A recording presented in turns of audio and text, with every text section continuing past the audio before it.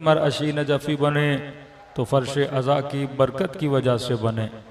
अगर शहीद हुसैनी बने तो फ़र्श अज़ा की बरकत की वजह से बने। आज हमारे पास रूहानी एतबार से जो फ़र्श अज़ा इमाम हुसैन की बरकत है, क्योंकि अगर मजलिसें निकाल दी जाए तो बक़ैल इमाम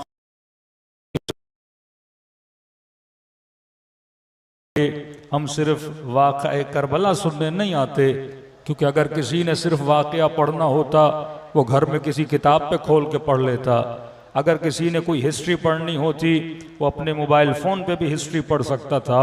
घरों से चलकर फ़र्श अज़ा पे आने का मतलब ये है क्योंकि फ़र्श अज़ा इंसान को तहज़ीब सिखाता है, फ़र्श अज़ा इंसान को ज़िंदगी गुजारने का तरीक़ा सिखाता है, फ़र्श अज़ा पे इंसान की फ़िक्र को अपडेट किया जाता है कि पूरा साल जिन फ़िक्रों को जंग लग चुका है फ़र्श अज़ा पे आके उन फ़िक्रों को जदीद किया जाता है, उन फ़िक्रों को नूरानी किया जाता है।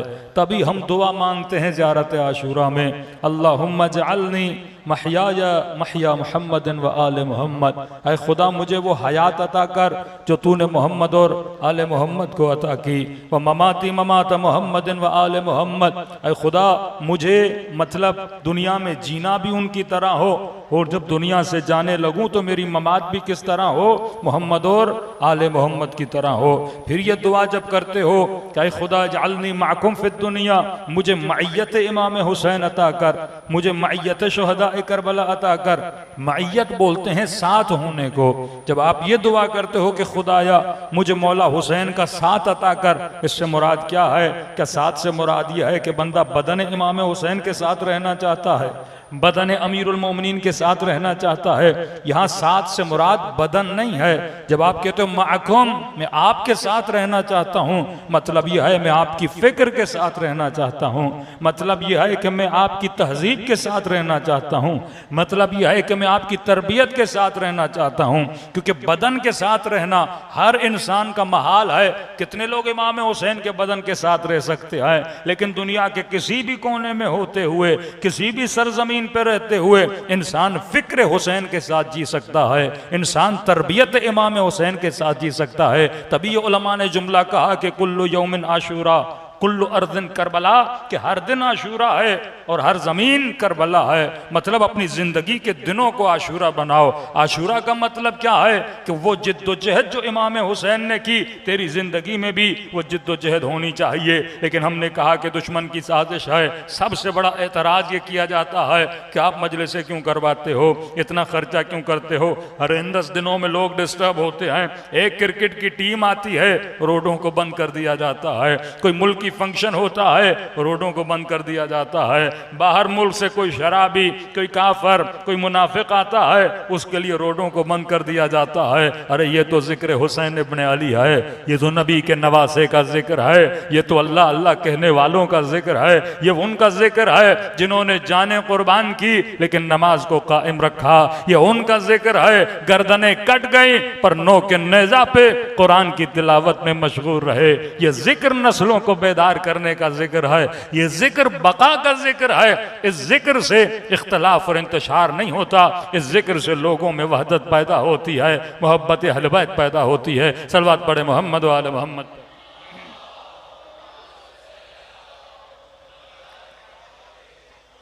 वअज्जिल फरजहुम।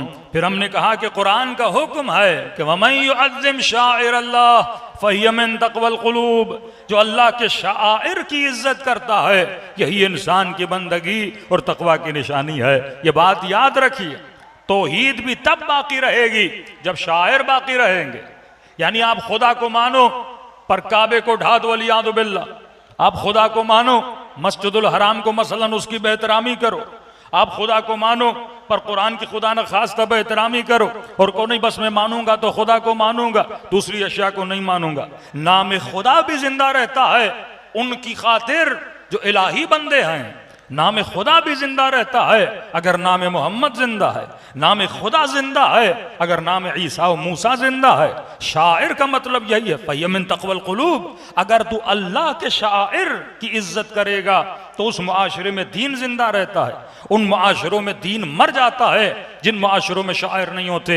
ऐसे फ़िरक़े बनाए गए। मैंने किसी मजलिस में मिसाल दी थी कि अमेरिका में तकरीबन 70s में एक बंदे ने जनाब मरियम की बेहतरामी की, उसको बैन कर दिया गया यूनाइटेड स्टेट में से कि ये कभी यूनाइटेड स्टेट में नहीं आएगा, क्योंकि उसने जनाब मरियम के लिए तोहमत लगाई थी, वही जो यहूदी लगाते हैं, उनके किरदार पे उंगली उठाई थी, बैन कर दिया गया। लेकिन वही अमेरिका था, ज़ायनिस्ट लॉबी वहां पे हावी हो गई, क्योंकि अगर मुआशरा दीनदार हो, वो चाहे क्रिश्चियन मुआशरा हो, वो चाहे मुस्लिम मुआशरा हो, या चाहे हिंदू मुआशरा हो, अगर उस मुआशरे में दीन को ख़त्म करना है तो सबसे पहले उन चीज़ों को ख़त्म करो जिनकी वजह से दीन जिंदा है।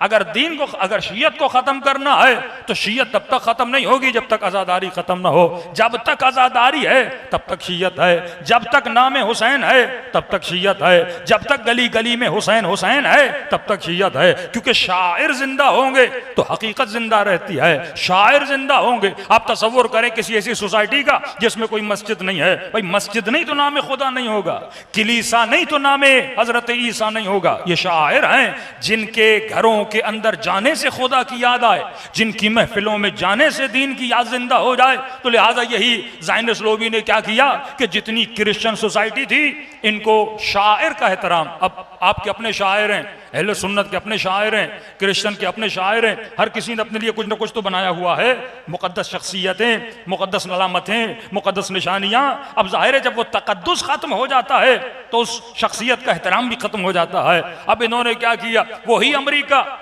जिसने उस बंदे को बैन किया, ओशो नाम था उसका, और उस अमेरिका में आने पर पाबंदी लगा दी, और उसी अमेरिका में 80s में फिर एक फिल्म बनाई जाती है जो हजरत ईसा के खिलाफ बनाई जाती है।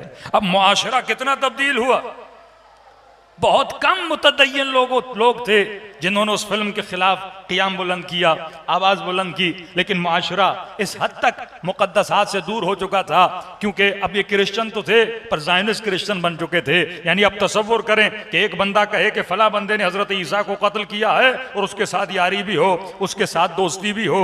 अब उनका अकीदा है कि हज़रत ईसा को सूली पे किसने चढ़ाया था, यहूदियों ने चढ़ाया था। अब कैसे मुमकिन है कि आप कातिल से दोस्ती करो, आप कातिल से और उस कातिल की मोहब्बत अपने दिल में रखो, क्योंकि जब तक तक़द्दुस ईसा रहेगा तब तक मसीही की यहूदी के साथ दुश्मनी रहेगी। अब वो बीच से वो चीज़ ही हटा दो, वो तक़द्दुस से हज़रत ईसा ही हटा दो, तो दुश्मनी ऑटोमेटिकली क्या हो जाएगी, ख़त्म हो जाएगी। तो इसी तरीके से पहला नज़रिया ये था कि आप क्या करो, हज़रत ईसा की तौहीन करो। फिल्म बनाई गई जिसमें नबीउल्लाह, ये नहीं कि सिर्फ शिया या मुसलमान हज़रत ईसा को अल्लाह का भेजा हुआ नबी मानते हैं, क्रिश्चियन अल्लाह का बेटा मानते हैं, कोई अल्लाह का नबी मानता है, इतनी बड़ी शख्सियत, लेकिन उसके खिलाफ फिल्म बनाई जाती है जिसमें हजरत ईसा अलैहिस्सलातु वस्सलाम को दिखाया जाता है अलियाज़ुबिल्लाह सुम्मा अलियाज़ुबिल्लाह, वो किसी खातून के साथ बदफेली में मुब्तला हो रहे हैं एक फिल्म के अंदर। फिर दूसरी फिल्म बनाई जाती है जिसमें हजरत दाऊद की तौहीन, हजरत सुलेमान की तौहीन, और इस कदर तौहीन की जाती है। उनकी तौहीन तो यहूदियों की किताबों के अंदर मौजूद है, क्योंकि वो नहीं चाहते ये तक़द्दुस परवरी नबी की। अगर नबी का तक़द्दुस है तो दीन का तक़द्दुस है, अगर उस किताब का तक़द्दुस है तो दीन का तक़द्दुस है। अगर आपके यहाँ मुक़द्दस परवरी नहीं होगी, शायर का मतलब जिसका तक़द्दुस रखा जाए, जिसका एहतराम किया जाए। अब बंदा अलम अब्बास का एहतराम करेगा तो हज़रत अब्बास का एहतराम करेगा, अगर बंदा इमाम हुसैन की ज़री का एहतराम करता है तो हुसैन का एहतराम करता है, अगर बंदा कुरान का एहतराम करेगा तो खुदा का एहतराम करेगा, अगर बंदा रसूल का अदब करेगा तो अल्लाह का बाअदब बंदा बनेगा। जब तक इब्तदाइयात में बंदे के वजूद में तक़द्दुस न हो, लिहाजा एक फिल्म बनाई, फिर हज़रत दाऊद के खिलाफ फिल्म बनाई, फिर हज़रत सुलेमान के खिलाफ अलियाज़ुबिल्लाह सुम्मा अलियाज़ुबिल्लाह कि वो अपने किसी सिपाही की बीवी पर अलियाज़ुबिल्लाह आशिक हो गए और उससे तलाक दिलवाई या उसे मरवा दिया और उसके बाद उससे शादी कर ली। ऐसी ऐसी फिल्में बनाई गई जिसमें अंबिया के चेहरे को गिराया गया, जिसमें अंबिया का तकद्दुस पामाल कर दिया गया। जब तकद्दुस पामाल हुआ तो सोसाइटी से दीन खत्म हो गया, जब तकद्दुस पामाल हुआ तो सोसाइटी से काम पामाल हो गए। और न सिर्फ हजरत ईसा, अब ज़ाहिर दीन का प्रचार कौन करता है? उस दीन में जो पढ़ा लिखा आलिम है। उनके यहाँ पादरी होते थे चर्चों में, अब पादरियों के खिलाफ फिल्में बनाई गई, पादरियों को दिखाया गया ये शराब पीते हैं, ये बदकिरदार होते हैं, फिल्मों में बदतरीन वकीतरीन उनका चेहरा दिखाया गया। अब लोगों में न चर्च का एहतराम रहा, न पादरी का एहतराम रहा, न बाइबल का एहतराम रहा, न ईसा का एहतराम रहा, न बीबी मरियम का एहतराम रहा। यानी वो सेंसिटिविटी जो एक दीनदार बंदे में अपने मजहब और मकतब के लिए होनी चाहिए, उसे खत्म कर दिया। अब वही रविश मुसलमानों के लिए इस्तेमाल की जा रही है, क्योंकि मुसलमान के दिल से जब तक तकद्दुसे शाइर अल्लाह नहीं निकाला जाता, तब तक ये मुसलमान अपने रास्ते से हटेगा नहीं। लिहाजा बार बार कभी नबी के कार्टून बनाए जाते हैं, बार बार कभी कुरान को जलाया जाता है, लियादु बिल्लाह किताब खुदा को जलाया जाता है। यानी आप ये मत समझिए कि क्रिश्चियन के सामने अगर बाइबल को जलाया जाए उसे बुरा नहीं लगता, क्योंकि उनके दिलों में शाइर अल्लाह का एहतराम नहीं है। ये रविश, ये तरबियत अगर कहीं पे मिली है, ये मकतब अहले बैत की रविश है, मकतब इस्लाम की रविश है कि शाइर अल्लाह का एहतराम कर दिया जाए। फिर मुसलमानों के अंदर एक फिरका ऐसा बनाया गया, वो भी सख्तरीन शाइर अल्लाह का दुश्मन था और चाहते तो उसी फिरके को बढ़ाया जाए। मस्जिदों का दुश्मन, इमाम बारगाहों के दुश्मन, अलम के दुश्मन, इमाम बारगाहों को आग लगा देते, अलमों को आग लगा देते, मज़ारों को गिरा देते, लाशों को कब्रों से निकाल देते और कहते ये शिर्क है, ये अल्लाह की तौहीद के खिलाफ है। एहतराम उनमें नहीं था। आज भी आप चले जाएं, कुरान का कोई एहतराम नहीं है, रहल का कोई एहतराम नहीं है।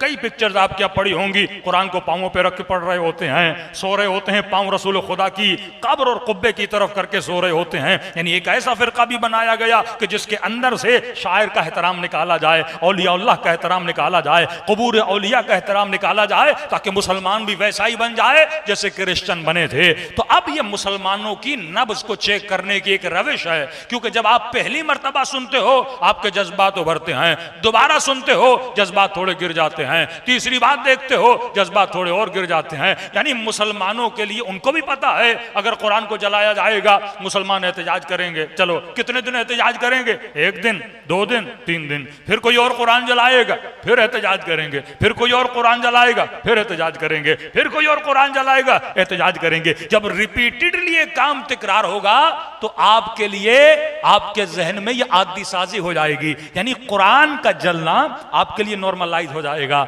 जिस तरह मासूम फरमाते, शैतान क्या करता है, गुनाह के कभी होने को खत्म कर देता है। पहली मर्तबा आपके सामने कोई गाली देगा, आप कहोगे बदबख्त मेरे सामने गाली दे रहे हो, और दोबारा गाली देगा, आपका गुस्सा थोड़ा और कम होगा, तीसरी बार गाली देगा, चौथी बार गाली देगा। जब रिपीटेडली गाली देता जाएगा आपके लिए वो चीज क्या हो जाएगी, नॉर्मलाइज हो जाएगी। जिस तरह बदहिजाबी को मुसलमान मुआशरे में नॉर्मलाइज किया गया। टीवी पर पहले अगर दुपट्टा भी उतर जाता लोग निकल आते थे। 80s में बताते हैं हमारे बुजुर्ग कि किसी न्यूज एंकर ने अपना दुपट्टा उतार दिया था, तो लोगों ने शोर शराब मचाया था कि भाई मुसलमान खातून दुपट्टा तो वैसे ही पाकिस्तानी आधा ही पहनते हैं, लेकिन उस आधे का भी एहतराम करते थे कि कैसे उतर गया। अब आधा उतरा, फिर पूरा उतर गया, फिर दुपट्टा ही नहीं रहा। आजकल तो ड्रामों में साड़ियां भी पहनी जा रही हैं, बदन नी मुरियान किया जा रहा है, और ये कहा जा रहा है कि ये मुहाजिरों का कल्चर है, ये मुहाजिरों का कल्चर है, ये मुहाजिरों की सकाफत है, क्योंकि हम इंडिया से आए हैं, लिहाजा इंडिया का लिबास क्या था, साड़ी था। भाई कल्चर इस्लाम का होता है, किसी कौम का नहीं होता। अगर किसी कौम का कल्चर भी है लेकिन खिलाफ इस्लाम है तो उसे दीवार पे मार दिया करो। इस्लाम हया का दर्ज देता है, इस्लाम इफ्फत का दर्ज देता है। तो आहिस्ता आहिस्ता कौमों से कुबह गुनाह को खत्म कर दिया जाता है। पहली मर्तबा आपका बच्चा आपके सामने सिगरेट पिएगा, आपको बुरा लगेगा, दोबारा पिएगा थोड़ा बुरा लगेगा, तीसरी बार पिएगा तो आहिस्ता आहिस्ता उसका कभी होना क्या हो जाएगा, खत्म हो जाएगा। पहली मर्तबा जब नबी के कार्टून बनाए गए कितनी गैरत मुसलमानों ने दिखाई, दूसरी मर्तबा, तीसरी मर्तबा, चौथी मर्तबा, आहिस्ता आहिस्ता वो गैरत दीनी, वो गैरत मिल्ली, वो तासुब दीनी क्या हो जाता है, खत्म हो जाता है। तो ये एक रविश है, ये एक साइकोलॉजिकली टेक्निक है कि बार बार कुरानों को जलाया जाए। क्या करेंगे मुसलमान? कोई वेस्टर्न वर्ल्ड में जाके तो एहतजाज नहीं करेगा, रोडों पर निकलेंगे। हुक्मरानों में तो वैसे ही गैरत की कमी है, गैरत के टीके लगने चाहिए उन लोगों को, वो भी कुछ नहीं करेंगे। कोई अपने सफीर को नहीं निकालेगा, कोई दुश्मन अपने उस मुल्क के सफीर को कोई वार्निंग भी नहीं देगा, बस एक रिसाला दे देंगे, एक खत दे देंगे, क्योंकि वो गैरत दीनी है ही नहीं। गैरत वो दिखाए जिसके पास ताकत हो, जिसके पास पावर हो, माली एतबार से कमजोर हो, हर एतबार से जब मुल्क कमजोर हो तो मुसलमान क्या करे, 4 लोग रोडों पर निकलेंगे, फिर आप देखेंगे 10 दिन के बाद एक और कुरान को जला जलाया जाएगा। तो असल मकसद जलाने का ये नहीं है कि आपकी दिल आजारी की जाए, ये साइकोलॉजिकली आपके साथ गेम खेला जा रहा है कि बार बार मुसलमान के मुकद्दसात की तौहीन करो ताकि इसके जहन में ये तौहीन क्या हो जाए, नॉर्मलाइज हो जाए। नॉर्मलाइज करो इस फेल को, थोड़ा बहुत बुरा मानेगा लेकिन इसकी नस्लें ये देख देख कर आदी हो जाएंगी। कभी कार्टून बनाए जा रहे हैं, कभी कुरान को जलाया जा रहा है। अब उसी चीज को खत्म करने के लिए सैयदा ज़हरा ने और अहले बैत ने फर्श अज़ा का बंदोबस्त किया कि हर साल अपने बच्चों को फर्श अज़ा पे बुलाओ ताकि इनके वजूद में शाइर अल्लाह की इज्जत को बढ़ाया जाए।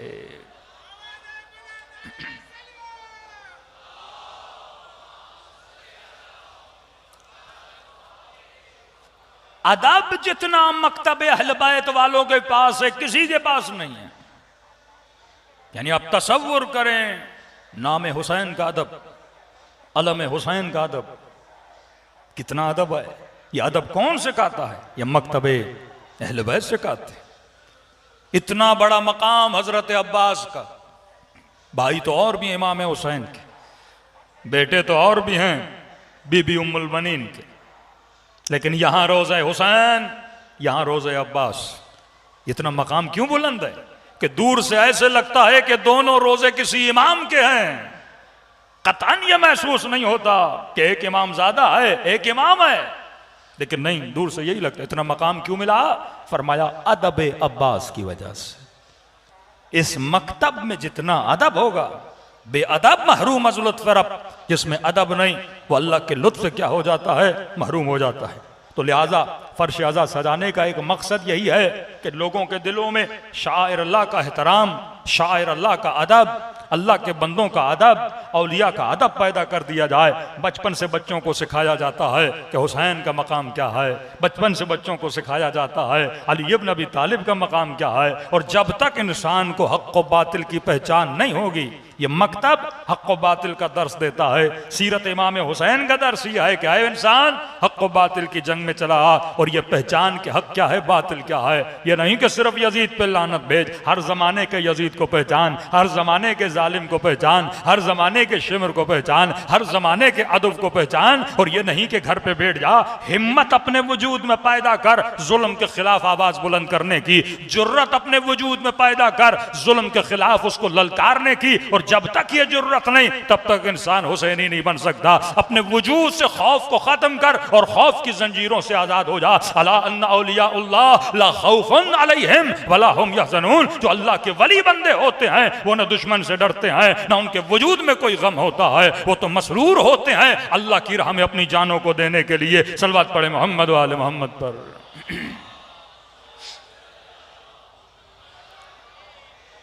और इंतज़ामिया ने कुछ गुजारिशात की हैं, क्योंकि कुरान सोजी हुई है यूरोप में, तो उसके लिए इंसान के लिए एहतजाज करना बहुत ज़रूरी है। कम अज़ कम ज़बान के साथ, अमल के साथ, सोशल मीडिया पे जो जवान एक्टिव हैं वो सोशल मीडिया के ज़रिए अपना एहतजाज रिकॉर्ड करा सकते हैं। लिहाजा हम यही कर सकते हैं।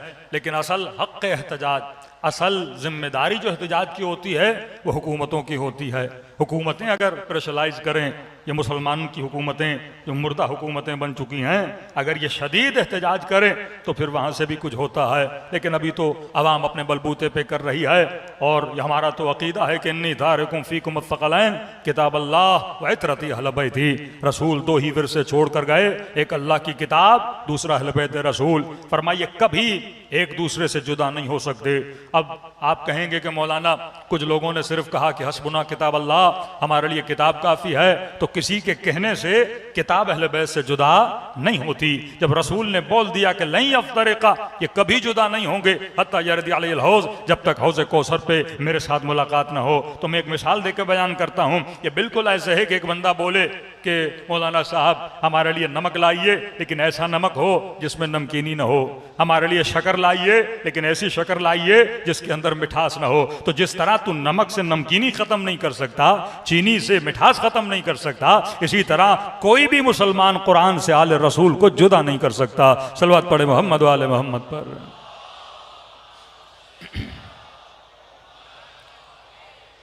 अब आते हैं अपने मौजू की तरफ कि हम अर्ज कर रहे थे कि इमाम हुसैन का तर्ज जिंदगी, जब तक इस तर्ज जिंदगी को पढ़ेंगे नहीं तब तक हमारे वजूद में तब्दीली नहीं आएगी। मौला के तर्ज जिंदगी से कौमें बेदार होती हैं, मौला के तर्ज जिंदगी से इंसान के वजूद में तब्दीली आती है। अब हमने कहा कि अहले बैत की जिंदगी के आप 3 हिस्से करें, किसी भी नबी और किसी भी वली की जिंदगी 3 हिस्सों में तकसीम करें। एक उसकी जिंदगी का हिस्सा जिसमें उसका इल्म है, जिसमें उसके मौजूदात हैं, इल्म लदुन्नी है, इस्मत मासूमीन है। अब ये जो उसकी ज़िंदगी का हिस्सा है, हम बयान तो कर सकते हैं मासूमीन की फजीलत के लिए, लेकिन उस ज़िंदगी का हमारी ज़िंदगी से ज़्यादा लेना देना नहीं है। अब वो मासूम है, मैं मासूम बन नहीं सकता, वो इमाम है, मैं इमाम बन नहीं सकता, वो साहिब वही है नबी मसलन, मैं साहिब वही नहीं बन सकता, तो लिहाजा वो चीज़ें मेरे इतने काम की नहीं है।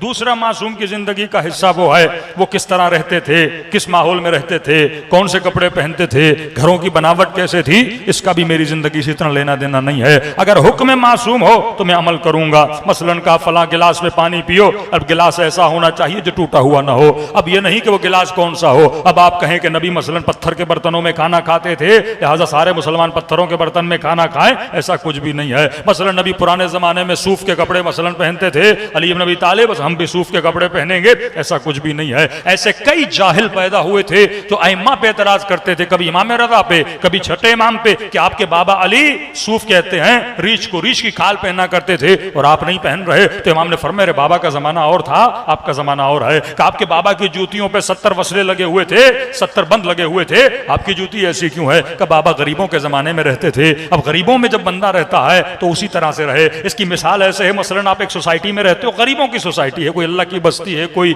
औरंगी टाउन में कोई गरीबों की सोसाइटी है, और बंदा वहां चला जाए और गरीबों की सोसाइटी में रहते हुए बहुत बड़ी गाड़ी ले ले, बेहतरीन घर बनाना शुरू कर दे, बेहतरीन कपड़े पहनाना शुरू कर दे, ये सीरत अली इब्न अबी तालिब के खिलाफ है। क्योंकि गरीबों में रहते हुए अगर अमीरों की शोबाजियां करोगे तो इसमें क्या होगा, गरीब के दिल में एक रश्क पैदा होगा, गरीब के दिल में ख्वाहिश पैदा होगी। लेकिन बंदा मिडिल क्लास में रहता है, अपर कोई इलाके में रहता है जहां सबकी गाड़ियां वैसी हैं, सबके कपड़े वैसे हैं, तो वहां पे पहनना कोई अर्ज नहीं है। तो फरमाया, मैं जिस जमाने में रहता हूं माशाअल्लाह मुसलमानों की जो माली हालत वो बेहतर हो गई है, तो मैं भी कपड़े वैसे पहन रहा हूं जैसे सारे पहन रहे हैं। शोबाजी करना हराम है, लेकिन मिडिल क्लास में रहते हुए, अपर क्लास में रहते हुए अपने हिसाब से अगर बंदा रहे तो मासूर फरमाते कोई मसला नहीं है। तो हमें यह नहीं देखना उस जमाने में कपड़े कौन से पहनते थे, अहले बैत ने उसूल बता दिया, लिबास पहनो, लिबास हया पहनो। अब वो लिबास पाकिस्तानी हो, वो लिबास इंडियन हो, वो लिबास मसलन अफगानी हो, वो लिबास ईरानी हो, देखो लिबास हया का है कि नहीं है। अब हम कहने नबी उस जमाने में ऐसे पहनते थे, हम वैसे पहनेंगे। अगर हुक्म दिया हो तो अमल करना है, लेकिन अगर हुक्म नहीं दिया तो किसी खातून का फोन है, मौलाना मेरे शोहर ने मेरी जिंदगी अजीरन कर दी है, बड़ी जिंदगी सख्त गुजर रही है, पहले बड़ी अच्छी जिंदगी थी। हमने कहा वो कैसे? का पता नहीं, तकवा जैसे बढ़ती जा रही है बंदा भी अजीब होता जा रहा है। मैंने कहा तकवे का मसला नहीं है, मसला उस बंदे की हिकमत का है। युअल्लिमुहुमुल किताब वल हिकमा, इल्म भी सिखाओ, हिकमत भी सिखाओ। बाज लोगों के पास तकवा है पर हिकमत नहीं है, यह तकवा किसी काम की नहीं है। यह बिल्कुल ऐसे है कि ईरान में एक तालिब इल्म था, आयतुल्लाह उल उज़्मा बहजत के पीछे नमाज पढ़ने जाता था। अब हमने कुछ ही दिन में देखा वो हुलिया उसका आगा बहजत जैसा होने लगा, वैसे ही झुक के चलने लगा, वैसे ही गर्दन थोड़ी टेढ़ी करके चलने लगा, वैसे ही हाथ में असा ले ली, कमर पे कपड़ा बांध दिया और नमाज में खड़ा हो गया तो आगा बहजत की तरह हाथ बुलंद करने लगा। तो हमारे उस्ताद अखलाक ने कहा, बंदे खुदा बहजत की शक्ल ना बनाओ, बहजत का किरदार बनाओ, उसके होलिये की कॉपी ना करो। तो आज नबी के होलिये की कॉपी करने वाले मुसलमान आपको बहुत मिल जाएंगे, लेकिन किरदार की कॉपी करने वाले कतन नहीं मिलेंगे। होलिया नबी जैसा बना हुआ है, मस्जिद में जाओ तो शिया को अपनी मस्जिद से ऐसे निकालता है जैसे शिमर हुसैन को करबला से निकालने के लिए तुले हुए थे। तो जब दिल में तब्दीली नहीं आती, होलिये का क्या करना है? और अहले बैत ने फरमाया, लोगों के होलियों को देखकर फैसला न किया करो, असल इंसान का अंदर है, अंदर बन जाता है तो फिर बाद में होलिया भी सही हो जाता है। अब हमने कहा मसला क्या हुआ आपके शोहर का? मौलाना पहले बहुत अच्छे घर में रहते थे, लेकिन पता नहीं ये जब से कुछ ज़ियारतें करके आया है, अब वो घर उसने बड़ा बेच दिया, एक छोटा सा घर लिया है, छोटे छोटे उसमें कमरे हैं। अब मैंने कहा ये कितने छोटे कमरों में तुमने हमें रिहाइश दे दी, अच्छे भले घर में रहते थे। कहता नहीं, मैं कूफे गया हूँ, अली का घर देख के आया हूँ, जब मौला का इतना छोटा घर था तो तुम्हें कौन सी तकलीफ हो रही है? तो मैंने कहा उसे ये भी बोलो जरा सामिरा चला जाए, इमाम हसन अस्करी का घर भी देख के आ जाए। हाँ? मौला का घर इतना बड़ा, ये मेयार थोड़ी है कि रसूल खुदा के 9 कमरे होते थे, इतने फीट के कमरे होते थे लिहाजा हम वो बनाएंगे। उनके घर की कच्ची दीवारें थीं लिहाजा हम कच्ची दीवारें बनाएंगे। भाई रसूल तो फ्लैट में नहीं रहते थे, अब लिहाजा हम फ्लैट को तर्क कर देंगे, ऐसा कतई नहीं है। अगर हुक्म है, वो अपने जमाने के हिसाबो किताब से रहते थे, उनके अपने जमाने के हुलिये थे, अपने जमाने के बर्तन थे। अगर आज रसूल खुदा आ जाए या आज मसलन इमाम जमाना आ जाए तो ये थोड़ी है मौला बोले मैं शीशे के गिलास में पानी नहीं पीऊंगा। उन्होंने हुक्म दे दिया, ज़र्फ यानी बर्तन वो होना चाहिए जो पाकीज़ा होना चाहिए। उसूल बता दिया, टूटा हुआ नहीं होना चाहिए। क्यों? अगर टूटा हुआ होगा तो फरमा उसके अंदर क्या होगा? शैतान होगा। अब बाज लोग कहते हैं मौलाना शैतान बर्तन के अंदर कैसे आ गया? भाई शैतान सिफत है, मासूम के कलाम को समझ। शैतान वो जिन वाला शैतान नहीं है, उस जिन वाले शैतान का भी नाम क्या है? इबलीस है। जब उसने अल्लाह की बात न मानी तो खुदा ने कहा तू शैतान है। शैतान वो जो शरारत करे, शैतान वो जो किसी का नुकसान करे, शैतान वो जो किसी को नफा न दे, शैतान वो जो किसी की बुराई का सोचे, शैतान वो जो किसी इंसान को जरर देना चाहे। अब ये जरासीम हो या मिक्रोब्स हो, ये इंसान को क्या देते हैं? नुकसान देते हैं। तो हर वो शय जो इंसान को नुकसान दे उसे शैतान बोला जाता है। कभी कभी आपका बच्चा शरारत करता है तो आप क्या बोलते हो? ये बड़ा शैतान है। शैतान का मतलब क्या है? शरारत कर रहा है, किसी को नुकसान दे रहा है। तो इबलीस को शैतान क्यों बोला गया? क्योंकि वो इंसान को क्या कहता था? नुकसान देता था, तभी उसको शैतान बोला गया। तो गिलास के अंदर अगर फटा हुआ होगा, टूटा हुआ होगा तो उसके अंदर शैतान चला जाए। शैतान का मतलब यह है उसके अंदर जरासीम चले। अगर हुक्म मासूम है उसको इंसान फॉलो करेगा, लेकिन यह नहीं कि हुक्म मासूम नहीं है। हम बोले जैसे वो रहते थे, अब हम बोले नबी के बाल बड़े थे, हम बाल बड़े कर देंगे। और उस दिन भी बोला था, किसी मोमिन ने सवाल किया, मौलाना ये कानों में आजकल बाज जवान बूंदियां पहनते हैं, अब हराम नहीं है, लेकिन कहा कि मौलाना अब हदीस पढ़िए कि जो नहीं पहनता वो यहूदी है। मैंने कहा पर कोई शिया बचेगा ही नहीं, कोई मुसलमान बचेगा ही नहीं, और जितने बचेंगे ये गवैये ववैये वो पक्के मुसलमान बच जाएंगे जिनके कानों में बालियां होती है। मत कहो, अगर तुम कोई काम कर रहे हो तो उसे इस्लाम समझ लो। अगर तुम कोई काम कर रहे हो तो उसके लिए हदीसें गढ़ना शुरू कर दो। अल्लाह ने अक्ल दी है बंदे खुदा, अक्ल के साथ इस्तेफादा करो और अपनी जिंदगी को गुजारो। तो फरमाए मासूम का पहला जिंदगी का हिस्सा जो उसके मौजूदात हैं, उसका इल्म है, उसकी इस्मत है, उससे हमारा कोई लेना देना नहीं है। वो उनकी अपनी फजीलतें हैं, उन फजीलतों तक हम कभी पहुंच भी नहीं सकते। हम तो मासूमीन के पांवों की खाक के बराबर भी नहीं है। दूसरा, वो जिंदगी कैसे गुजारते थे, किस माहौल में रहते थे, कौन से कपड़े पहनते थे, अब किस हमाम में जाते थे, घर की बनावट कैसी थी। हम वैसे तो घर नहीं बना सकते, लेकिन अगर कोई हुक्म मिला है, जैसे आप मुस्तहबात और मकरूहाम कहते हो, कौल व फ़िल व तक़दीर मासूम, उस पे इंसान अगर अमल करे, वो हुक्म मासूम है, हदीस मुस्तनद हो, तो वो अमल करना सवाब है। और कतन मासूम ने घर की बनावटों के एतबार से कोई ऐसी चीजें बोली भी नहीं है कि इंसान बोले कि मासूम ने ऐसा बोला है। हाँ, हुक्म कुल्ली बोला है कि मियाँ बीवी का कमरा कैसा होना चाहिए, ऐसा कमरा हो। मसलन मियाँ बीवी अपने खलवत में आते हैं तो फरमाया इनकी आवाजें बच्चों को सुनने में नहीं आनी चाहिए। मतलब मियाँ बीवी का कमरा ऐसा होना चाहिए, साउंड प्रूफ होना चाहिए। ये चंद तज़किये जो मासूम ने दिए हैं। रात को सोना कैसा चाहिए, कमीज लिबास तंग नहीं होना चाहिए, ये सारी चीजें मासूमीन ने बताई हैं। लिबास फहशा नहीं होना चाहिए, लिबास इफ़्फ़त होना चाहिए।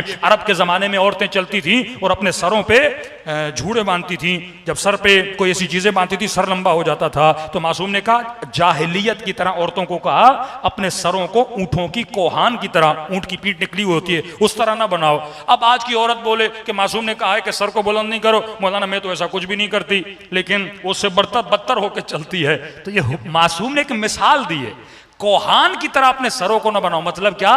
ऊंट के पीठ की तरह जब तू सर को बुलंद करती है तो लोगों की तुम्हारी तरफ क्या आती है? तवज्जो आती है। तो कोई भी ऐसा काम न करो जिससे ना महरम की तवज्जो तुम्हारी तरफ क्या हो जाए? जल्ब हो जाए। मसलन यहां तक मना किया कि औरत अगर ना महरमों में जाती है तो कोई ऐसा अत्र भी न लगाए जिससे ना महरम की तवज्जो क्या हो जाए? अट्रैक्ट हो जाए। अब क्या मौलाना बिल्कुल खुशबू लगाए ना? भाई लगाओ खुशबू, लेकिन इतनी खुशबू ना लगाओ कि 10 फरसख लोगों को खुशबू आने लगे, वो तुम्हारी तरफ अट्रैक्ट हो। औरतें चलती थी पाँव में पाजे बना के चलती थी। नबी ने मना किया जब गलियों में चलो तो पांवों में चीजें न पहनो, क्योंकि आवाजें आती हैं और नामहरम तुम्हारी तरफ अट्रैक्ट होता है। अब उसूल बता दिया, मतलब मैं कोई भी ऐसा काम न करूं कि अगले बंदे को अपनी तरफ क्या करूं? अट्रैक्ट करूं। नामहरम अट्रैक्ट होगा तो क्या करेगा? वो गुनाह की दावत देगा। निकाह की दावत तो नहीं देगा, गुनाह की दावत देगा। और गुनाह की दावत देगा, तुम्हारी भी कमजोरी है, तुझे तारीफ अच्छी लगती है, अब 2 जुमले उसने तारीफ के बोल दिए, तुम भी उस गुनाह के अंदर बह जाओगी, क्योंकि ईमान इंसान का मजबूत ना हो। तो मासूमीन ने कुछ उसूल बताए हैं, उसूलों पर अमल करने से इंसान की जिंदगी बनती है,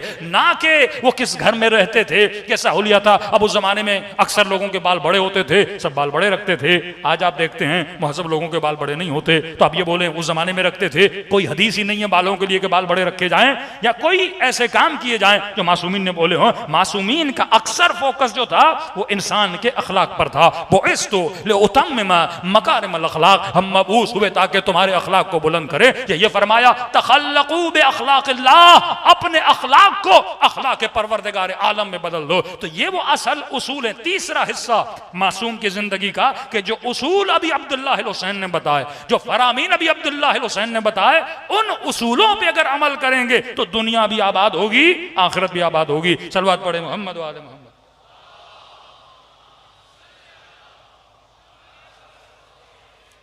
बार दीगर सलवात पढ़े मोहम्मद वाले मोहम्मद।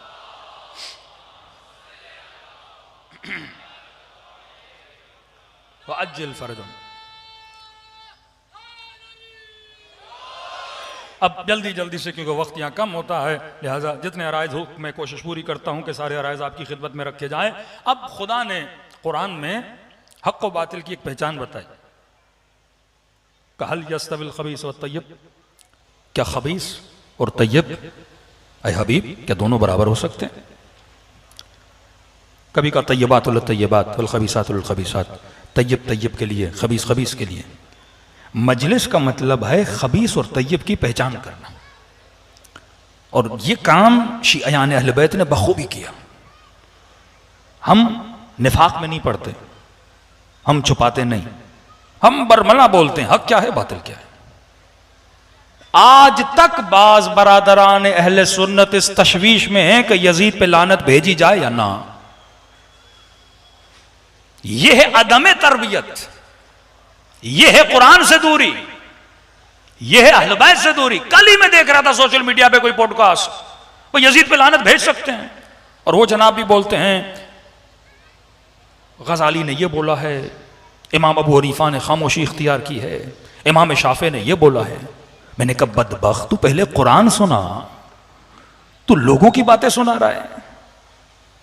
कुरान की सरीहतन आयत लानतुल्लाह अलल कौमिज़ ज़ालिमीन, खुदा की लानत है जालिमों पर। या तो बोल यजीद ने जुल्म नहीं किया, अगर तू एक्सेप्ट करता है तो कुरान का हुक्म है। लानत शिया नहीं भेजता, लानत कुरान भेजता है। शिया वही कहता है जो खुदा ने कहा। हम अपने बच्चों को निफाक नहीं सिखाते, सीधा रास्ता बताते हैं। जंगे जमल है, जंगे सिफीन है, कोई भी जंग हो, हमारे यहां कोई तरदीद नहीं, हक कौन था बातिल कौन था, सीधा बताते। अली हक पर थे, मध्य मुकाबिल बातिल में था, कोई भी हो। जब नबी की हदीस है अली मल हक वल हक माली, अली मल कुरान वल कुरान माली, अली कुरान के साथ है, कुरान अली के साथ है, ये जुदा नहीं हो सकते। लफ्जों में ढालो तो कुरान है, सीरत में बदलो तो अहले बैत हैं। तो यहां पे हक और बातिल की तमीज कराई जाती है। और ये अहले बैत ने बताया खबीस के साथ घूमोगे खबीस हो जाओगे। तभी इत्तेहाद की खातिर हम बाज खुबसा का नाम नहीं लेते, लेकिन हमने अपने बच्चों को बखूबी बताया हुआ खबीस के करीब हम जाते ही नहीं है। नाम लेना एक अलग बहस है। हमारी हर मजलिस में तय्यब का जिक्र होता है। तय्यब का जिक्र होगा तो लोग तय्यबों के साथ रहेंगे, तय्यबों की सीरत बने। इब्ने साद भी कूफे में रह रहा है, हबीब इब्ने मज़ाहिर भी कूफे में रह रहा है। हबीब की दोस्ती हुसैन के साथ है, साद की दोस्ती शिम्र के साथ है। खबीस के साथ रहा तो खबीस बना, हबीब तय्यब के साथ रहा तो तय्यब बना। तय्यबों का जिक्र होगा तो लोगों में तय्यबों की मोहब्बत पैदा होगी। दूसरी बात कि शिया इतनी लानत क्यों भेजते हैं, मैंने कल भी बताया कि कुरान पढ़ के देख, खुदा ने कितनी मरतबा लानतें भेजी हैं। उसूल बता दिया परवरदिगार आलम ने। झूठों पे अल्लाह की लानत है, जानियों पे अल्लाह की लानत है, तारिक सलाह पे अल्लाह की लानत है, मुशरिक पे अल्लाह की लानत है। ये कितनी लानतें खुदा ने भेजी, उसूल बता दिए। अब तेरा काम है तू जाके तलाश कर, झूठा कौन है, जालिम कौन है, जानी कौन है, शराबी कौन है, बदकिरदार कौन है। अल्लाह तो खुल्लम खुल्ला बोलता है इन पर मेरी लानत है। रही बात ये नबी की डिमांड थी, कुल्ला सलकुम अलैहि अजरन इल्लल मवद्दत फिल कुर्बा, ऐ हबीब कह दो कि हमें तेरे आल की मवद्दत चाहिए, सुम्मत से मोहब्बत चाहिए।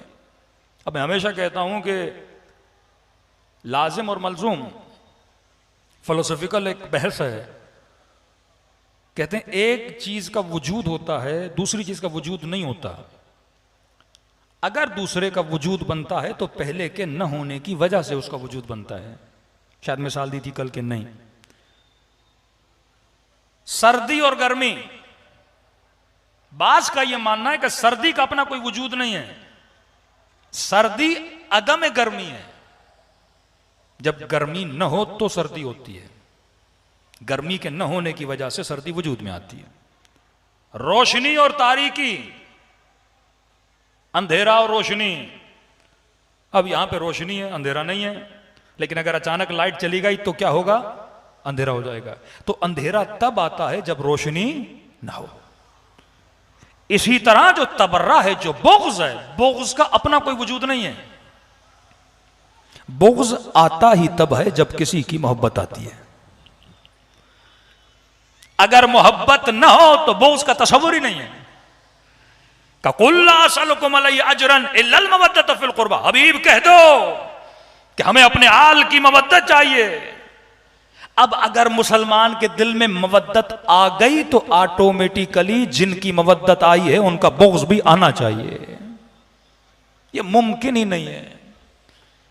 तब्बत यदा अबी लहब व तब, उसकी बीवी को कहा हम्मालत बिल हतब। अगर मुस्तफा की मोहब्बत है तो अबू लहब की नफरत होनी चाहिए। अगर मुस्तफा का इश्क है तो अबू जहल की नफरत होनी चाहिए। यह कैसे मुमकिन है किसी के दिल में अली की मोहब्बत हो पर दुश्मन अली की नफरत ना हो? यह तो निफाक है। मैं आम मिसाल देता हूं अपने जवानों को। मैंने कहा तू अगर अपने बाप को यह बोले कि बाबा मैं आपसे बड़ा प्यार करता हूं, लेकिन गली के अंदर जो आपको गालियां देता है उससे भी मुझे बड़ा इश्क है, तो बाप क्या बोलेगा? लानत है ना तेरी मोहब्बत पे।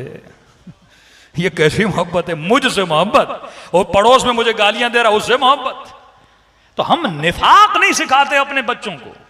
हम बताते हैं अगर किसी से मोहब्बत है और तुझे यकीन है वो हक पर है तो उसके दुश्मन से क्या होनी चाहिए? नफरत होनी चाहिए। बिस्मिल्लाहिर्रहमानिर्रहीम पढ़ने से पहले क्या पढ़ो? औज़ु बिल्लाहि मिनश शैतानिर लाइनिर रजीम। अल्लाह का इश्क है तो शैतान की नफरत होनी चाहिए। ये दो चीजें एक जगह पे जमा नहीं हो सकती, ये जिद है एक दूसरे का। सलवात पढ़े मोहम्मद वाले मोहम्मद पर।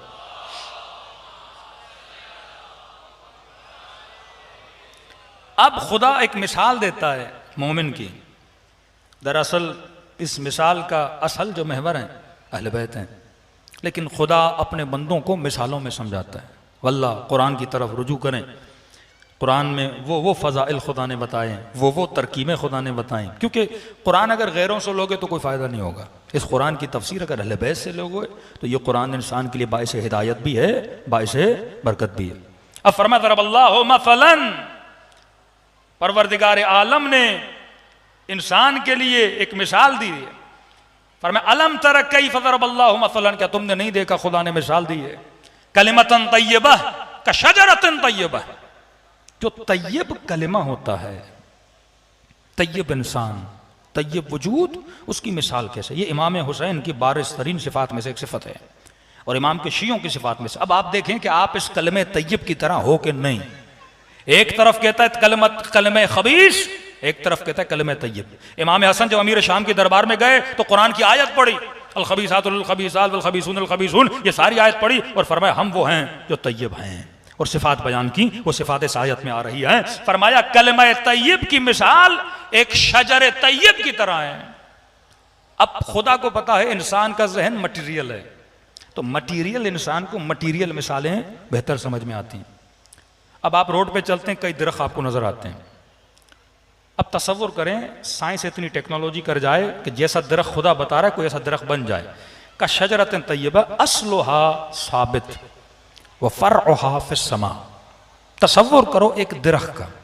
अब इस दरख्त का कमाल यह है कि इसका असल क्या है, इसकी जड़ क्या है? साबित है, मजबूत है।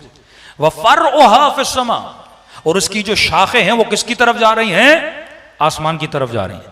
मतलब अगर तुम्हारी जड़ें मजबूत नहीं होंगी तो तुम्हारी शाखें अल्लाह से कभी मिल नहीं सकती, तुम्हारी दुआएं, तुम्हारी इबादत कभी कबूल हो नहीं सकती। मोमिन का असल साबित होना चाहिए। असल मतलब अल मोमिन का जबल रासिख, मोमिन की मिसाल एक मजबूत पहाड़ की तरह है। ये नहीं कि मोमिन के अंदर तजल्जुल आ जाए, आज अच्छा कल बुरा, आज नेक कल बुराई। फरमान नहीं, इसका असल साबित होता है, इसके रंग में तगय्युर पैदा नहीं होता। बिल्कुल ऐसा नहीं कि आज हसन के लश्कर में है कल अमीर शाम के लश्कर में चला जाए, आज शिमर के लश्कर में है कर जनाब मुख्तार के लश्कर में चला जाए। फरमाया ऐसा ना हो, आज एक बंदे की तारीफ कर रहा है कल किसी दूसरे की तारीफ कर दे। खुदा ने शुअरा की मजम्मत की है कुरान में, सूरह शुअरा में कहते हैं बाद शायर ऐसे हैं जहां का बहाव बहता है वहीं के लिए बह जाते हैं। जब अली की विलायत का ऐलान हुआ अली की तारीफ करने लगे, फिर कोई और तख्त हुकूमत पर आया उसकी तारीफें करने लगे। इसकी वाकई पाकिस्तान के अंदर इतनी मिसालें हैं निफाक के एतबार से, हाँ, कैरेक्टरलेस होने के एतबार से कि आप दे सकते हो कि हमारे यहाँ आप देखते हैं जो हुकूमती मौलवी होते हैं, हाँ, हर हुकूमत में हर हुकूमत की तारीफ करते हैं। खुदा ऐसे बंदों की मजम्मत करता है, भाई तुम्हारा कोई दीन है, तुम्हारा कोई ईमान है, तुम्हारा कोई मजहब है, तुम्हारा कोई नजरिया है, यानी जहां से पैसा मिले जो तुम्हें दे। तो वो क्या जनाब कहते हैं, कहते नहीं नहीं मैं किसी की तारीफ नहीं करता, मैं कुर्सी की तारीफ करता हूं। कुर्सी पे शिमर बैठे तारीफ करूंगा, कुर्सी पे हुसैन मौला बैठे तारीफ करूंगा। अब जो भी कुर्सी आए मेरी तारीफ किसके लिए है, कुर्सी के लिए। खुदा ये वो लोग हैं जिनका असल साबित नहीं है। बड़ी बड़ी शख्सियतें लश्कर इमाम हसन में 30-30, 40-40, 4-4 लाख दिरहमों की रिश्वत की खातिर इमाम हसन को छोड़ के चले गए, क्योंकि असलहा साबित नहीं है। अगर असल इंसान का साबित होना, मैं समेत तम्मार की तरह सर कट जाए, बाजू कट जाए, पर अली को छोड़ा नहीं। अगर असल साबित हो हबीब इब्न मज़ाहिर की तरह, तो फरमा तुम्हारा असल साबित होना चाहिए। दूसरी चीज ये नहीं कि बंदा 10 दिन नेक हो, 10 दिन के बाद फिर बदल जाए। करबला जाए तो बड़ा नेक, मक्के मदीने जाए तो बड़ा नेक, 2 महीने मजलिस आज़ा आ जाए तो बंदा बड़ा नेक, लेकिन जैसे फर्श अज़ा का मौसम बदला, बंदे की तबीयत का मौसम भी क्या हो गया, बदल गया। फरमाया नहीं, ये सिफत हुसैनियों की सिफत नहीं होती, उनका असल क्या होता है, साबित होता है। तीसरी सिफत तुअती उकुलहा कुल्ल हीन बिइज़्नि रब्बिहा, शियाने अहल बैत या रसूल के हकीकी मानने वाले उस दरख्त की मानद होते हैं। असल उनका साबित, जड़ें साबित होती हैं, मजबूत होती हैं। फरआ फिस्समा, निगाहें अल्लाह की तरफ होती हैं। और एक ऐसा दरख्त है तुअती उकुलहा कुल्ल हीन, जो हर लम्हा फलदार होता है। ये नहीं कि अय्याम अज़ा आए तो मैं सखी हूं, अय्याम अज़ा खत्म तो बंदा फिर कंजूस हो जाए। अय्याम अज़ा आए तो बंदे में ईसार का जज्बा, सबीले भी लगा रहा है, मोमिनीन की मदद भी कर रहा है, लेकिन जैसे मुहर्रम खत्म हुआ मदद क्या हो गई, बंदे की खत्म हो गई। कई लोग कहते हैं ना मौलाना इराक जाते हैं, अरबईन में इराकी बड़ी खिदमत करते हैं, लेकिन दूसरे महीनों में जाते हैं वो खिदमत होती नहीं है। तो अरबईन के मौसम में सिर्फ बंदा अच्छा नहीं होना चाहिए, बंदे को हर मौसम में अच्छा होना चाहिए। यानी मैं मौसमी सखी बन जाऊं, मौसम के एतबार से बाईसार बन जाऊं, मौसम के एतबार से नमाजी बन जाऊं, और जैसे मौसम खत्म हो जाए बंदा वैसा ना बनूं। अब आप तसव्वुर करें, साइंस की टेक्नोलॉजी तरक्की कर ले, एक दरख्त हो जो पूरा साल सरसब्ज रहे और उस साल के हर महीने नहीं हर दिन में वो इंसानों को फल दे, मतलब दाइमी तौर पर फल दे। फरमाया ये मोमिन की मिसाल है। मोमिन शोहरत की वजह से, दर्जे की वजह से, मकाम की वजह से, माल की वजह से इसका मिजाज बदलता नहीं है। पहले छोटा ऑफिसर था, सब लोगों से मिलता था, अब 22 ग्रेड का हो गया तो किसी को सलाम ना करे। हाँ, मकाम बड़ा हो गया, अब लोगों को मुड़ के देखे भी ना। फरमाया ये मोमिन की निशानी नहीं होती। अली का गुलाम जनाब सलमान फारसी, सलमान मोहम्मदी गवर्नर बनाए गए मदाइन के, वजूद में तब्दीली नहीं आई। जिस सादगी से सलमान रहते थे मदीने में, उसी सादगी के साथ मदाइन की तरफ सलमान रवाना हुए। ऐ काश ये सादगी हमारे मौलवियों में भी आ जाए, शियान अली में भी आ जाए। हाँ, सादा ज़ीस्त जिंदगी, हुलिया सादा होता था। अब सलमान जैसे मदाइन में दाखिल हुए, अपने खच्चर पे या गधे पे, सादा सा लिबास। सलमान ने क्या देखा कि मदाइन में एक बूढ़ा है, सामान है, कोई बोरी है, उसे उठाई नहीं जा रही। ये नहीं कि मैं गवर्नर हूं, उसकी मदद कैसे करूं। हाँ, ये नहीं कि मेरा मकाम बुलंद है, मैं सलमान अली का गवर्नर, इतना बड़ा मकाम, उतरूं और इसे बोरी की मदद करूं। कतअन तो उती उकलहा कुल्ल हीन, हर लम्हा इनके वजूद से खैर सादिर होता है। का उतरा सलमान, उतरने के बाद उस बूढ़े की मदद की। ये बूढ़ा कहता है मैंने जैसे सलमान का लिबास देखा ना, मैं समझा कोई मजदूर है। मैंने कहा कोई बात नहीं, थोड़ी ये मजदूरी कर लेगा, 4-5 सिक्के मैं भी सलमान को दे दूंगा। सलमान घर ले गए, घर में जाके बोरी रखी, ये अंदर गया और इसने कुछ दिरहम सोने के सिक्के उठाए, उस जमाने की जो भी करेंसी थी। का मजदूर साहब आपका बहुत शुक्रिया, आपने मेरी मदद की। सलमान ने मुस्कुराकर सिक्के वापस किए। का देख मेरे मोमिन भाई, अगर कोई काम हो तो गवर्नर हाउस आ जाना। ये बंदा परेशान हो गया कि आप कौन है? का अली का गवर्नर सलमान मोहम्मदी हूं, सलमान फारसी हूं। परेशान हुआ, का गवर्नर होते हुए आपने मेरी मदद की है। जब ये इखलाक और किरदार देखा, ये सलमान के घुटनों पे गिर गया, सलमान के हाथों का बोसा दिया और बेसाख्ता बोलने लगा, जब अली के गुलाम का किरदार ऐसा है तो खुद अली इब्न अबी तालिब का मकाम क्या होगा।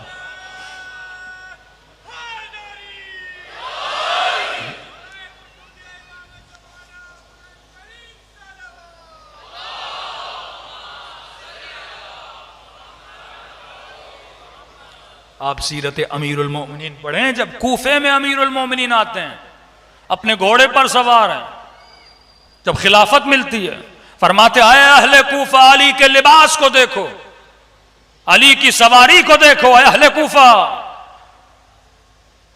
जो लिबास लेकर आया हूं, जो सवारी लेकर आया हूं, और जब अली हुकूमत को छोड़ेंगे यही कुछ अली वापस लेके जाएंगे। और हमारे यहां बंदा ऑफिसर बनता है 30 साल 25 साल 35 साल ड्यूटी के बाद, जब आया था तो क्या था, जब जाने लगा तो करोड़पति बन के जाने लगा। अरबों रुपयों के हिसाब और किताब और ज़मीनें उसके हिसाब से निकाली जाती हैं।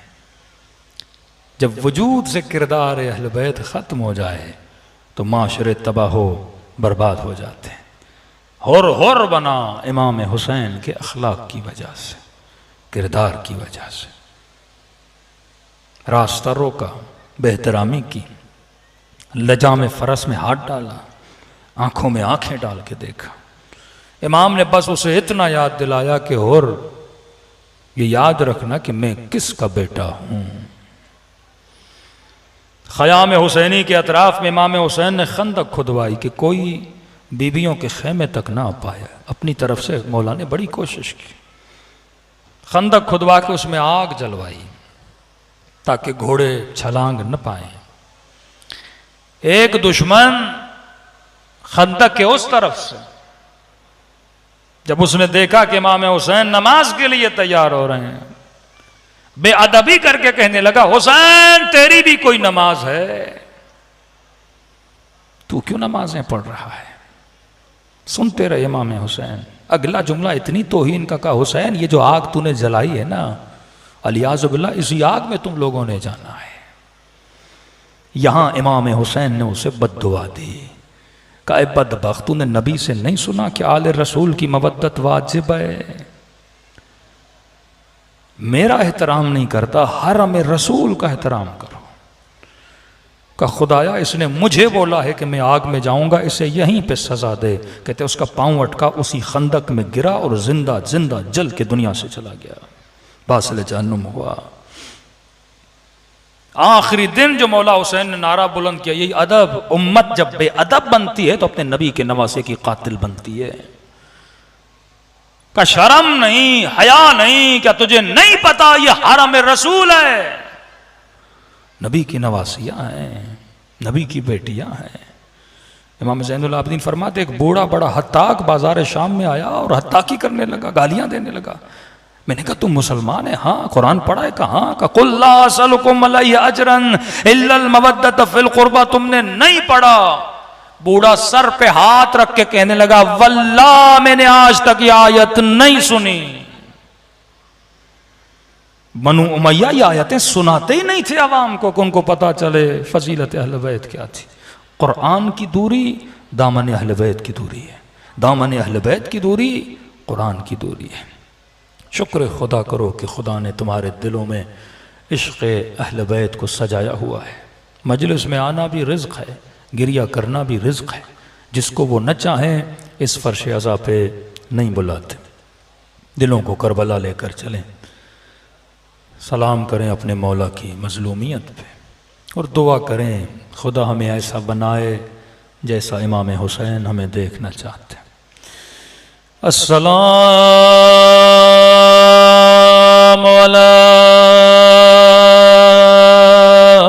अलल हुसैन व अला अली इब्न हुसैन व अला औलाद हुसैन व अला असहाब हुसैन। सब मिलके अस्सलाम अला हुसैन व अला अली इब्न। मजमा बहुत है, बुलंद आवाज़ से अला औलाद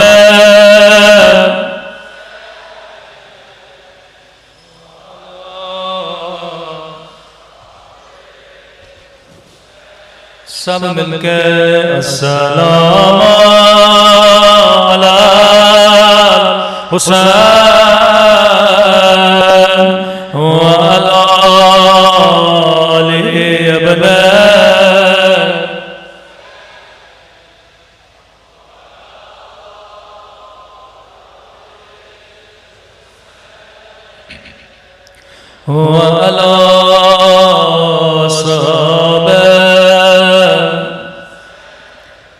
पानी बनेगा बड़ी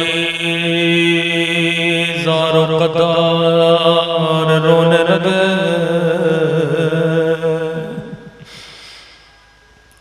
गोश बनेगा बड़ी ज़ारो कतार रोने लगे।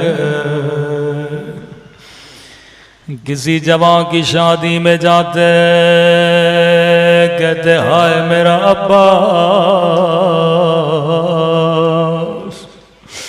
किसी 6 महीने के बच्चे को देखते कहते हाय मेरा अली असग़र।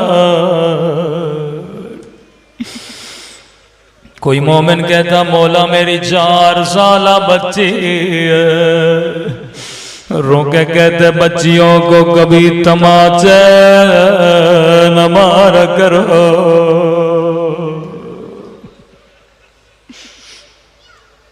किसी मोमिन ने कहा मौला पे इमाम है, शहादत आपका विरसा है, पानी पे निगाह पड़ी रोते हैं, बच्चों को देख के रोते हैं, मौला इतना क्यों रोते हैं? फरमाया एतराज करने वाले तूने सही कहा, शहादत मेरा विरसा है। वली अकबर के सीने में बरछी लगना मेरा विरसा था, सकीना को तमाचे लगना मेरा विरसा था, अली असगर के गले में तीर लगना मेरा विरसा था। है पूछने वाले तूने इंसाफ न किया, लेकिन ये बता क्या माओ बहनों के साथ शराबी की दरबार में जाना, क्या ये भी सज्जाद का विरसा था? 40 साल खून रोते रहे। फरमाया अब्बास जो जो बच्चे हमारे साथ चल रहे हैं सबके नाम लिखो। गाजी ने सकीना का नाम लिखा, कासिम का नाम लिखा, यहाँ तक कि अली असगर का भी नाम लिखा। लेकिन रवायत के जुमले हैं जैसे ज़ुहरा का नाम आया, फरमाया अब्बास ज़ुहरा बीमार है, मेरे साथ न चलेगी। फरमा अब्बास बीवियों को कहो घर की चाबियां ज़ुहरा के हवाले करे, चारपाई ज़हन में लगा दे, सब ज़ुहरा से खुदा गाफिल करे। एक एक बीवी आती थी घर की चाबियां देती थी, सीने से लगा के कहती थी खुदा हाफ़िज़ ज़ुहरा। लेकिन रिवायत के जुमले भी ज़ुहरा खामोश है। आखिर में बीबी ज़ैनब आई, ज़ुहरा को सीने से लगाया, कहने लगी खुदा हाफ़िज़ ज़ुहरा, अगर जिंदगी रही तो फिर मिलेंगे। बच्ची ने दोनों बाएं पुप्पी के गले में डाली, रोके कहने लगी पुप्पी अम्मा मैं समझ गई, अब मेरा बाबा वापस नहीं आएगा, अब मेरा अली अकबर वापस नहीं आएगा।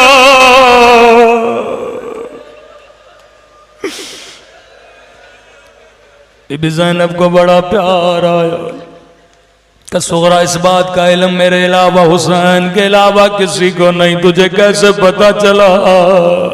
रोके कहने लगी पुप्पी अम्मा मैं बीमार हूँ, मुझे रातों को नींद नहीं आते, आधी रात का वक्त था, मैंने क्या देखा आसमां से कमारी उतरे, हमारी से काले बुरके में बीबी बाहर आए, खाक को सर पे डाल के कहने लगे आए मेरे लाल हुसैन, तेरी माँ ज़हरा तुझे कहाँ कहाँ रोएगी, अरे करबला में रोएगी या शाम की बाजार या शराबी का दरबार।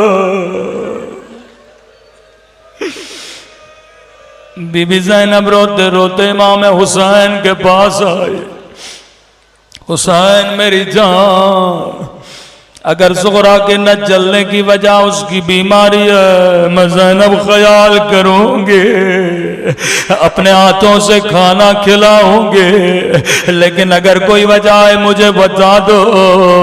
फरमाया बहन ज़ैनब मेरा भी दिल है ज़ुहरा को लेकर चलो, लेकिन हुसैन की मजबूरी समझो। बहन ज़ैनब जितने बच्चे चल रहे हैं, किसी की शक्ल बाबा अली से मिलती है, किसी की शक्ल हसन से मिलती है, किसी की शक्ल नाना रसूल खुदा से मिलती है, लेकिन बहन ज़ैनब मेरी ज़ुहरा की शक्ल मेरी अम्मा ज़हरा से मिलती है। ओ बहन ज़ैनब इमाम इल्म गैब जानता हो, मेरी शहादत के बाद तेरे हाथों में रस्सियां, तेरे सर से रिदा मैं कैसे बर्दाश्त करूं? मेरी अम्मा की शबी बाजारों में, मेरी अम्मा की शबी शराबी के दरबार में।